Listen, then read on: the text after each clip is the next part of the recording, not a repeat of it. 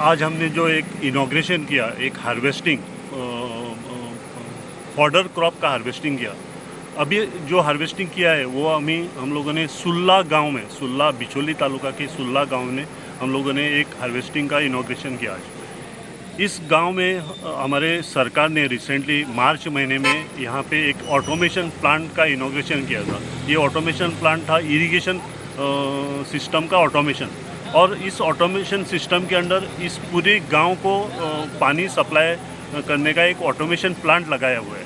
और वो प्लांट का इनॉग्रेशन था, वो मार्च महीने में हुआ था। और वो ऑटोमेशन के अंदर मेरे पीछे जो दिखाई देती है वो 4 हेक्टर एरिया उस पानी, ये प्लॉट को पानी लगाया हुआ है ऑटोमेशन के थ्रू से। सो इस जो 40,000 स्क्वायर मीटर जो ज़मीन है वो 2 महीने में हम कौन सा क्रॉप लगा सकते हैं, इसके ऊपर हम लोगों ने एक संशोधन किया।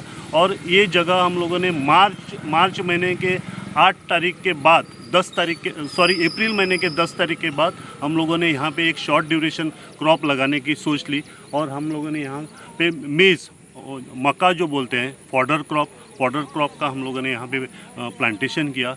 अभी जो फॉडर क्रॉप है वो फॉडर क्रॉप रेडी हो गया है। हम लोगों ने आज उसका हार्वेस्टिंग चालू भी किया है। और यहाँ पे जो फॉडर हो जाएगा वो नज़दीकी गांव में जहाँ पे अपना डेयरी फार्मर्स है वो लोगों को उनका लाभ हो जाएगा। यहाँ का जो शेतकरी है, फार्मर जो है, वो उनको सेल कर देगा। ये फॉडर का मेनली यूज़ क्या होता है, या उसका उसको हम जो अपने दूध देने वाले जानवर होते हैं उनके खाद्य के लिए वो यूज़ हो जाएगा, पौष्टिक होता है।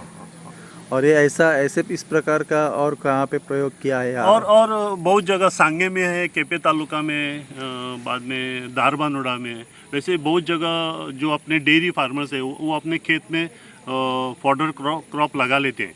लेकिन यहाँ का जो है ये जो फार्मर है मेरे पीछे जो जिनकी ज़मीन है, उनके पास डेयरी नहीं है। इन फ्यूचर वो लोग डेयरी के बारे में सोच सकते हैं, उनका प्लानिंग हो सकता है। लेकिन यहाँ पे अभी डेयरी नहीं है, इसलिए ये लोग अपने यहाँ पे उगा के ग्रो करके डेयरी जो फार्मर है उनको सेल कर देंगे। अभी हालांकि मुख्यमंत्री साहब बहुत अच्छी तरीके से प्रमोट कर रहे हैं खेती के व्यवसाय को, या खेती में आने के लिए। आप खुद डायरेक्टर है, तो आपका कैसा रिस्पॉन्स है गांव में? सीएम सर का अपना एक विजन है कि जो अपने गोवा के लोग हैं वो स्वयंपूर्ण होना चाहिए। और हर एक फैमिली को कुछ ना कुछ मीन्स अलग अलग सोर्सेज से उनका इनकम बढ़ना चाहिए।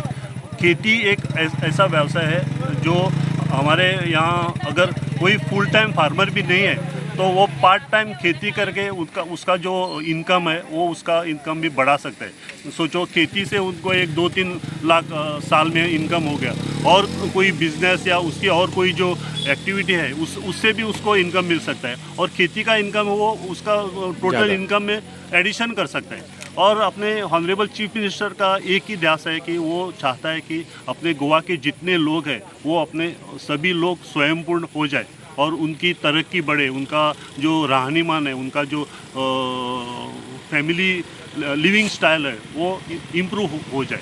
क्या एग्रीकल्चर में अभी खतों की या बियान जो हम सीड्स कहते हैं उनकी डिमांड बढ़ी है? अभी हम लोग 2 तरफ से प्लानिंग कर रहे हैं। एक तो हम नेचुरल फार्मिंग पे जोर दे रहे हैं, और इसलिए हम लोग केमिकल यूज़ ऑफ फर्टिलाइज़र और पेस्टिसाइड उसको थोड़ा कम करने का सोच रहे हैं। और गोवा के लोग जो है वो नेचुरल फार्मिंग को ज़्यादा इम्पोर्टेंस देने लगे हैं। सो उस हिसाब से हम लोगों ने पूरी अरेंजमेंट करके रखी है। सीड तो पूरा अरेंज करके ये सीज़न का पूरा सीड डिस्ट्रीब्यूशन भी हो गया। लोग ऑलमोस्ट इस साल बारिश जल्दी होने की वजह से एग्रीकल्चर एक्टिविटी भी चालू हो गई।